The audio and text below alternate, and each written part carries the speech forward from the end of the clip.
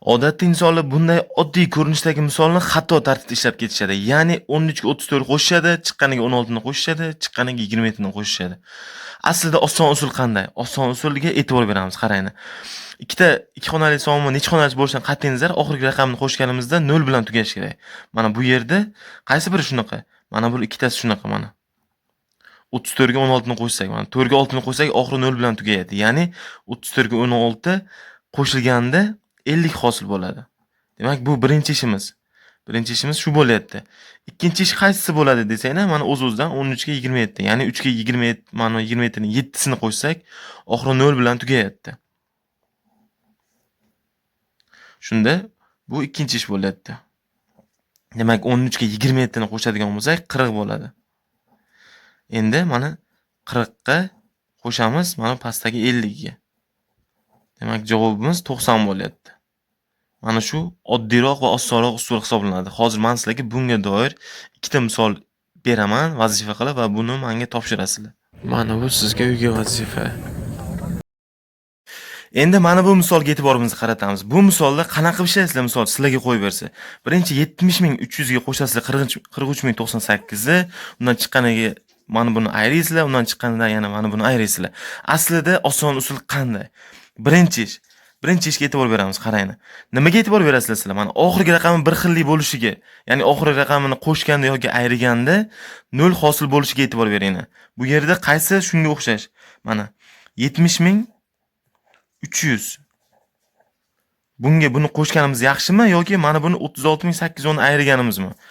Ayriganimizda oxiri 0 bilan tugayapti. Ya'ni qana e'tibor bersanglar 36.810. Ayriganimizda mana oxiri 0 bilan tugayapti. Endi ayraymiz mana. 0, mana 0 dan 1 ayrib bo'lmaydi. Bundan bitta 10lik olamiz. 3 dan bitta 10lik olsak, bu yerda 10 bo'ladi, bu yerda 2 qoladi. Ya'ni 10 dan 1 ayirsak 9 bo'ladi. Bu yerda 2 qolgan. 2 8 ga yetmaydi.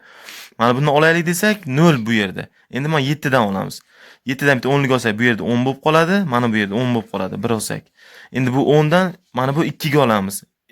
Shunda bu yerda 12 bo'lib qoladi. 12 dan 8 ayirsak 4 bo'ladi. Mana bu yerda 10 edi, bundan 1-1lik olganimizda 9 bo'lib qoldi. 9 dan 6 ni ayirsak 3 bo'ladi. Mana bu yerda 6 edi, 6 dan 3 ayirsak 3 bo'ladi. E'tibor berasizlar. Yaxshilab qaytadan ko'rsanglar buni tushunasizlar. Demak, 33.490 bo'ldi. Endi ikkinchi ishimiz qaysi desanglar, ikkinchi ishimiz bun bilan buni hisobladik. Xo'p, buni mana bun bilan mana buni hisobladik. Endi biz bun bilan buni juft qilib olamiz. Ya'ni 43.098 ayrilgan bo'lyapti. Ayrilgan 29.708. Oxiri 0 bilan tugayapti. Ayraymiz. 8 dan 8 ayirsak 0, 9 dan 0 ayirsak 9, 0 dan 7 ni ayirib bo'lmaydi. Bu yerdan bitta 10lik olamiz. 10 dan 7 ni ayirsak 3, 2 qoladi. Bu yerda shunda 4 dan 1-1lik 2 ga olsak 12 bo'ladi. 12 dan 9 ayirsak 3 bo'ladi. Va bu yerda 3 qolgan, 3 dan 2 ni ayirsak 1 bo'ladi. Endi mana ko'rdinglar buni. Endi buni nima qilamiz? Xo'p, demak, bundan birinchidan buni ayirgandik, bundan buni ayirgandik.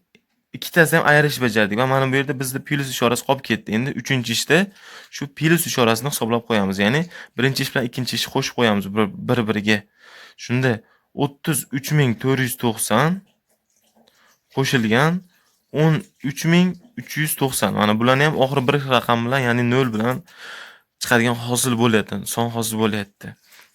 Bu oson usul. Mana shu usulda yaxshi hisoblaysizlar. 0 ga 0 ni qo'shsak 0, 9 ga 9 18, 1 dilda, 4 ga 3 7, 1 dilda bilan 8. 3 ga 3 qo'shsak 6 bo'ladi. 3 ga 1 qo'shsak 4 bo'ladi. Demak, bizning javobimiz 46.880 ekan. Hozir men bunga doir sizlarga misollarni beraman. Buni ishlab menga topshirasizlar. Bu sizlarga uyga vazifa.